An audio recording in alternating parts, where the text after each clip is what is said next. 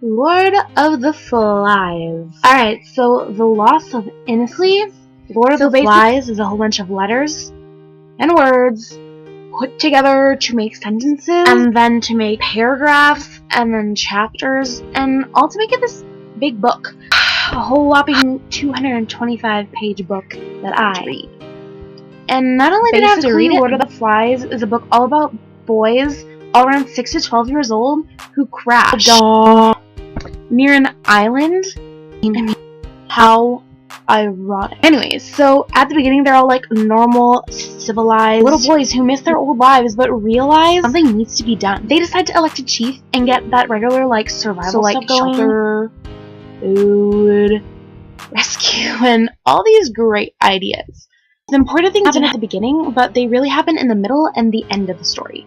All leading to the very last sentences of the book, where Ralph, the first elected leader, Ralph wept for the loss of innocence and the darkness of a man's heart.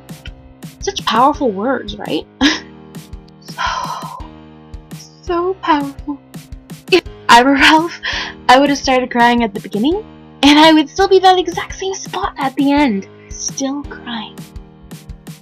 Still crying.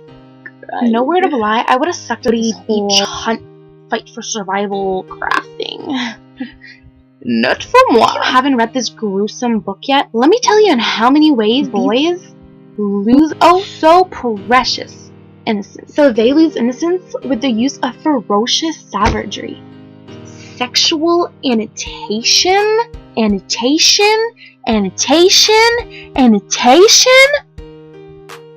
scandalous. The total and complete loss of civilization.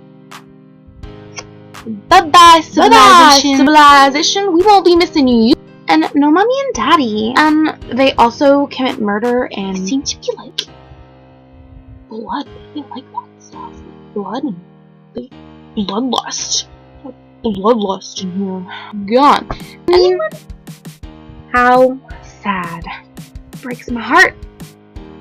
Breaks my heart. So these boys went from having a normal life and being completely civilized, innocent beings who had beds, showers, food, clothes,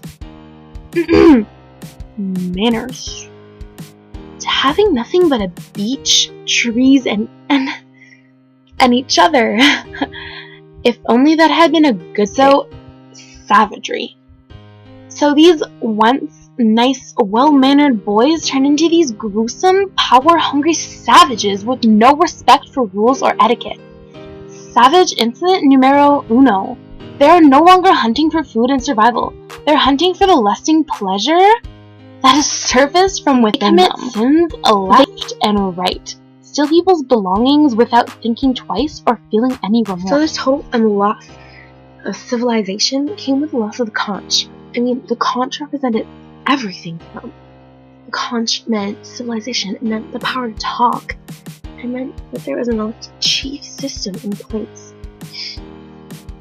It's really sad. Honestly, I think that if only these boys had kept their minds straight and hadn't thought about all these evil thoughts, that maybe it could have been a good place to be.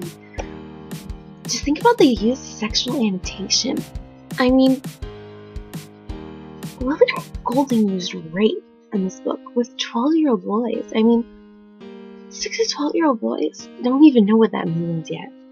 And that's crazy. That's such a loss of innocence, because when you're young, you don't think of that kind of stuff. And the way they killed Sal and the lust they had after her was just disgusting. And I strongly believe that because there's no mommy and daddy around to help them out and tell them what to do, that was a big, major step in them making them grow up and become adults. But you're turning them into the wrong kind of adults because they're losing that mentorship and that want to succeed that their parents give to them.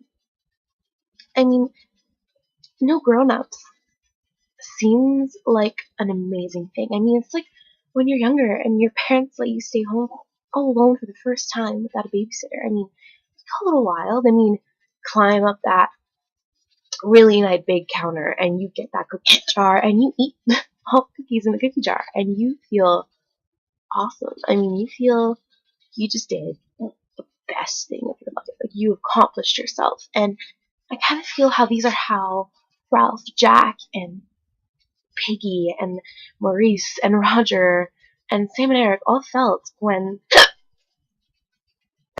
they were on the island. I mean, it's a free for all. There's no one to tell you that you can't do this certain thing. I mean, yeah, there's Ralph, who was elected chief, but just because he's elected chief does that mean that everyone's going to listen to him? I mean, he's still the 12-year-old boy. Think about when you're doing group work in class. I mean, you can elect someone chief, and you just really don't like them. And you know what? You're kind of going to secretly sabotage what they're doing, because you also might have dominant personality against them. And that's just what happens.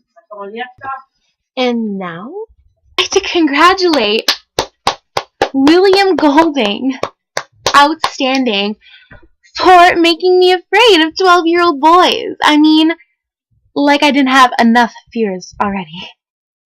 Thanks, William. You the man, Will. You the man.